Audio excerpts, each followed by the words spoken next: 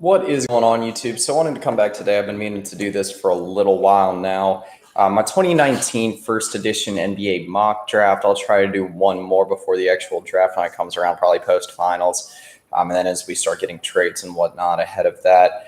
I'll go top to bottom. I'll post the draft order also in the description below, just so you know just how you all know how things stand as of now. So my first mock draft, I always try to take like a best player available approach, just like best player to best need, or just best player available overall, because I think it's a good way to start just to see like how the draft should shake out without like those weird trades or really anything that would shake it up beyond the obvious needs and best players off the board. So we'll go and start number one. I'm not going to touch too deep on this just because it's obvious, and number two for that matter. We had the New Orleans Pelicans picking first overall. Obviously, have Zion Williamson going there. Good fit. If Anthony Davis sticks around, great. Pelicans probably become a playoff contender in the West. They did luck out a little bit getting the first overall pick, but New Orleans about to become Zion town, and they get a piece to build around for the significant future either way. Second pick, Memphis Grizzlies. Again, also a team that did luck out a little bit in the lottery. Probably going to lose Mike Conley this summer. Probably going to trade him. And then they get a nice replacement right there, a guy that actually just had surgery here at the point god, as he so called himself, John Morant. Murray State guy, I do really like his game. Had a fast rise around the NCAA tournament end of the regular season. Third, we got the New York Knicks. Again, one of the unfortunate big market teams in the lottery. I have them taking Duke's RJ Barrett. So again, if it seems like the top three, at least in terms of draft boards, is pretty much set, at least as far as like most people in the media and most teams would go, and as most fans in general. RJ Barrett would give him a piece to start building around, depending on how the Knicks offseason shakes out. You'd figure the Knicks are going to get something. There's so many stars coming to free agency. And I mean, get RJ Barrett, maybe another piece, whether that be something as big as Kevin Durant, something still big, but maybe not quite attractive, but still a star by all means in like Jimmy Butler. So still would be a nice little core for the Knicks to make at least a playoff push in the East and help RJ Barrett develop. Fourth, we have the Los Angeles Lakers. I think there's one of two ways the Lakers can go, as really any pick from 3 to 7 could, either a wing or a point guard. And I have them going with Jarrett Culver. Who's going to be the second wing off the board? I don't know. It looks like some mix of Jarrett Culver, DeAndre Hunter, and maybe even Nasir Little could creep into that conversation. Who knows? But also, what was it? Cam Reddish, Jarrett Culver, and DeAndre Hunter there. Fills a need for them. You add a player that's going to be a little bit more reliable defensively. Also a nice piece to add alongside LeBron, Brandon Ingram, keep trying to build up that roster. Who knows what the Lakers are going to do with that pick, though, ultimately. And number 5 for the Cleveland Cavaliers, I think there's going to be a little bit more steady. Again, they'll probably shy away from taking a point guard. I think they're almost guaranteed to take a wing. In this one, I have them taking DeAndre Hunter, who is one of my favorite players in the draft. I think this would be a good fit. DeAndre Hunter is going to be a steady player for the Cavs, a player that they maybe not necessarily build around, but like it's going to give them a cornerstone to move forward with. Maybe bring in another player alongside Colin Sexton, and the Cavs really have a nice trio to start contending in the East. Phoenix Suns, number 6. This will be one of the more interesting ones. There was a report that dropped here. It was either today or yesterday. The Suns aren't planning on trading the number 6 overall pick.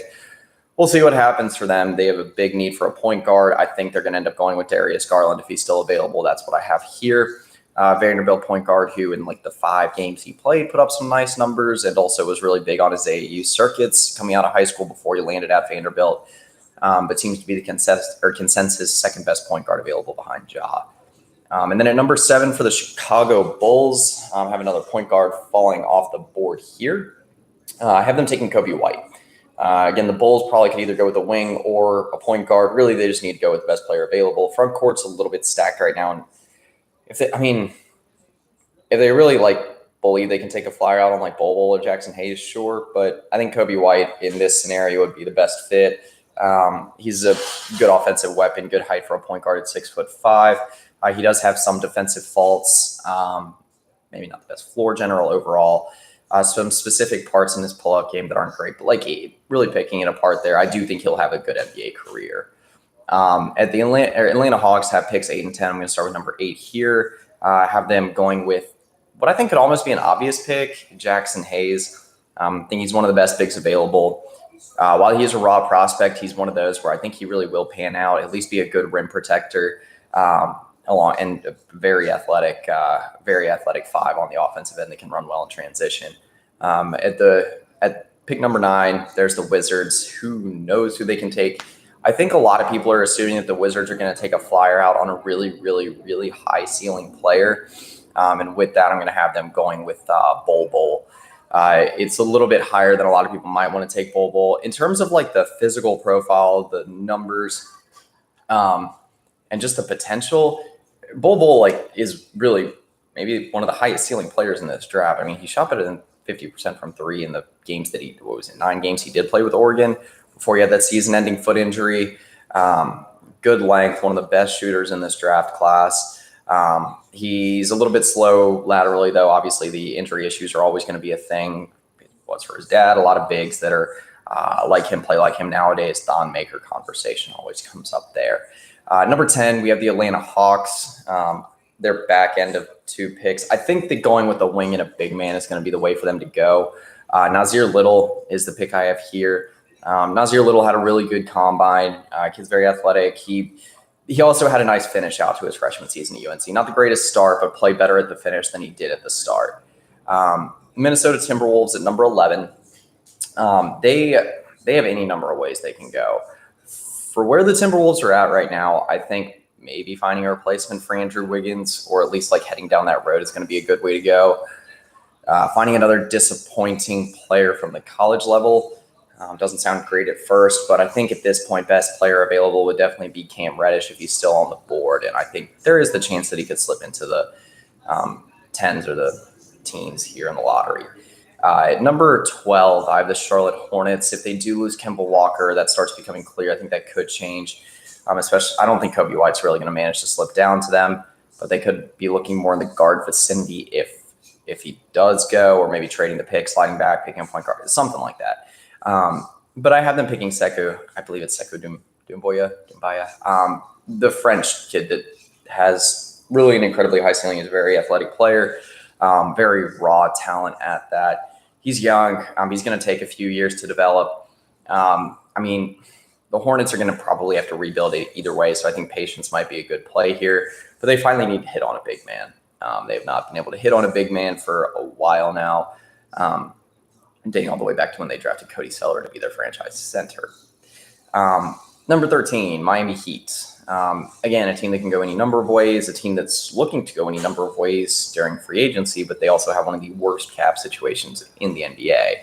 I have the Heat taking here Rui Hachimura, the Gonzaga kid that I think at one time was a projected top 5 pick. Still has a pretty high ceiling. It's got a lot of work to do on both ends of the floor, I think. But either way, I think he'll be a solid defensive piece in the NBA. And I think that's something that the Heat needs. It's going to be a little bit cheaper option in the front court and more reliable. Hassan Whiteside's a very big anchor on their salary cap sheet right now. Number 15, the Detroit Pistons. I have the Pistons going with PJ Washington. Again, a team that can go really any number of ways. They could use a big to add to the rotation there in the front court, or I guess you play PJ Washington at the 3 alongside Blake Griffin and Andre Drummond. Mainly, you need a player that's going to open up the offense a little bit. Blake Griffin's stretching the floor a little bit more now, too. His game's really developed out more toward that here in even like the past 5 years. I think PJ Washington's a nice fit. Again, he's a little bit taller, but he could play at the 3. And overall just adds talent to a Pistons team that desperately needs it, as shown by that loss to the Bucks. Yeah. Number 16, the Orlando Magic. Again, another team that's kind of in dire straits right now. Hard to figure out what direction they are planning on going in, who they are planning to build around. I just don't think that the Magic really need to draft another big man. Their front court is still very crowded. Who knows where Nikola Vucevic is going to go this summer. You still have Mo Bamba to build around. You still have Aaron Gordon. I think they still have Bismack Biyombo on the books. Like, it's just a very crowded front court. Something needs to happen there, but they need to build other parts of the roster up. I really like this pick. I like Nickeil Alexander-Walker, the Virginia Tech shooting guard. Could also play some wings in the small ball lineup. or could also play wing in small ball lineup going to the Magic. 6'6", he's got a pretty good offensive game. I like him landing here to the Orlando Magic, give them a little bit more versatility to the lineup. Brooklyn Nets here, number 17, surprise playoff team here again, a team that could go really any number of ways. Building the front court around Jared Allen's a good move. In this situation, I think if Romeo Langford slips down to 17, they probably need to pick a player that's got a little bit higher ceiling there to fill in the backcourt. And again, just kind of a best player available sort of thing here. So number 18, the Indiana Pacers, a team that, depending on what they do in free agency, should command their draft strategy. The Pacers have been rumored to go after a lot of the top free agents. D'Angelo Russell, Jimmy Butler would be two names to stick out there. They've also been rumored along with Kemba Walker and Mike Conley if they so decided to trade for them. Again, that need for a point guard looming. So I do have them picking a player here that's going to be a little bit more of a project, but is going to add some pop to their lineup. I think he would play more at the 2 or the 3. But I'm going to go with Kevin Porter Jr. The Pacers really could go with the front court for more immediate need. I think going in the front court would be the way to go. But, Victor Oladipo is coming off a season-ending injury. Victor Oladipo clearly still the franchise player. But if you want to go a little bit more small ball there, run Kevin Porter Jr. at the 3.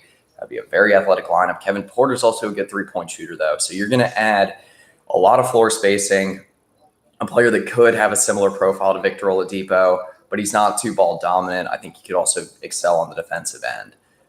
So I think that could be a solid pick for them. Mainly, I think Kevin Porter Jr., if he's available at 18, whoever's there just needs to pick him. Number 19, the San Antonio Spurs. I'm going to go with Keldon Johnson, Kentucky kid. I'm a fan of both P.J. Washington and Keldon Johnson. I think they're high ceiling players. Low floor, more so for Keldon than I think for P.J., but I think that's why he's going a little bit further back in the draft. I do think the Spurs is a good landing spot for him. A team that does have 2 first-round picks probably will hit on at least one of them, knowing the Spurs. And I think this is a good fit, one of the better players to be left available. Number 20, Boston Celtics. There's a lot of Celtics picks here in the last 10. What is there, 2 or 3? Again, any number of ways to go. I think finding a forward that could do similar to what I believe it was Marcus Morris that they had. Markeith. But similar to that, if he does end up bolting out from Boston, I like Lucas Samanic. One of the biggest risers from the NBA draft combine. Could stretch the floor, runs the floor pretty well. Could also be a solid 2-way player. He has a lot of pop to the Celtics rotation. Number 21, the Oklahoma City Thunder. I think the Thunder backcourt just needs more shooters. The Russell Westbrook, great player, good volume scorer, not a good shooter from outside, like a career 29 or 30% three-point shooter. I like Tyler Hero. Again, the combine didn't do him any favors since he measured in with one of the smallest wingspans in the entire draft class. But still a guy that could shoot like 38, 39% from three-point range, if not 40 in the NBA. So back to the Celtics. So I think the Celtics are more going to hit on the front court here a lot just due to the lack of backcourt talent available at this point in the first round. But I'm going to have them go with Georgia kid, not like the school Georgia, the country. Goga, I believe it's Bataze. 7-footer. Watching his film's pretty insane. There's not a whole lot out there. But this is a kid that could just be dominant down low. I believe he tried to declare for the 2018 NBA draft, was not able to. So, I mean, there's obviously going to be some major question marks here. There's just not a whole lot known about him. You're going to have a volatile draft stock here. Who knows where he could fall? But, again, I still think it would be a good spot for him to land to go with the team that has more reliable 5 in Al Horford. Number 23, the Utah Jazz. Utah Jazz, I think going with the wing here would be a good way to go. Upgrading the wing spot of the backcourt would be good for them. He could play also a little bit at the 4. Actually, I think he'd be mainly playing at the 4 there. Cameron Johnson, UNC guy. Good mid-range shooter. Pretty polished all-around player. But I think Cameron Johnson's one of those guys that's just pretty much set to go in the back end of the first round. Philadelphia 76ers, number 24. I think the Sixers probably should be looking at like a 3 or a 4 here. I like Daniel Gafford. Probably going to be a little bit more reliable pick. Like a 6'10" big coming out of Arkansas. It could be a little bit different. I think he could play off Joel Embiid well, and maybe a little bit more effort guy, solid rebounder, good mid-range game. Also can dominate the paint down low. So, and also he was a little bit more ball dominant at Arkansas, but I think he'd spread out a little bit more at with a team like the Sixers. Portland Trailblazers, number 25. I think it's clear here for the Trailblazers, you can add to the backcourt rotation just because you're going to be losing a few of those guys, namely Seth Curry. But I think if the playoffs this year proved anything, is that they need to add more in the front court. Nurkic goes down. They're probably not going to have Enes Kanter next year. I don't think Myers Leonard is by any means a permanent solution. I would go with here Jalen McDaniels. You keep a West Coast kid on the West Coast. I think he's a high ceiling player. Only had 1 year in college at San Diego State, but he was impressive at that. Number 26, Cleveland Cavaliers. So Cleveland Cavaliers have 2 picks here in the first round. Again, you're going to have to I think they're just going to have to take a wing early in the first round. You saw Colin Sexton. He played much better toward the back half of the regular season. I would go for the front court here. Maybe someone that could play at the 4. A guy like Casey Okpala, if he's still available here at number 27, or excuse me, number 26, I would go ahead and scoop him up. 27, Brooklyn Nets. So the Brooklyn Nets, again, 2 first-round picks. There's going to be a few different ways they could go here. I talked about earlier they could add some depth to the backcourt. It starts to spread out a little bit more here toward the end of the first round where you could start reaching on a guy. Carson Edwards from Purdue obviously had one of the better runs through the NCAA tournament. He is a little bit older, but if you're going to build around either Kyrie or D'Angelo Russell, I think having another veteran point guard for coming out of college that is going to be a little bit more polished coming off the bench is a pretty good pickup. Number 28, Golden State Warriors. You're going to lose a lot in the front court, and there's not a whole lot of depth there. I mean, KD, who plays the 4 a lot, Draymond will still be around, but you're also likely losing DeMarcus Cousins. I just don't think you could actually afford to sign all those guys along with Klay Thompson. But I like Naz Reid. Naz Reid did not have a good combine. He would have a lot of work to do. But, I mean, this is a 5 that's extremely athletic, can shoot from almost anywhere, has a very high ceiling. I still don't think the Warriors are going to be any rush to get him out on the floor either. So if he could come into a good player culture that, would still kind of get him on the right track, working hard. He was measured in like above 10% body fat too, which is one of the less lean players in the combine. But actually might have been the highest body fat percentage of anyone there. He's going to have some work to do, but I still think he's a late first round, early to second round prospect, or early to mid second round prospect. So number 29, San Antonio Spurs, their second pick in the second round. I like Matisse Thybulle. I think he's a very good fit there. Washington kid that has a pretty versatile skill set, also a pretty high ceiling.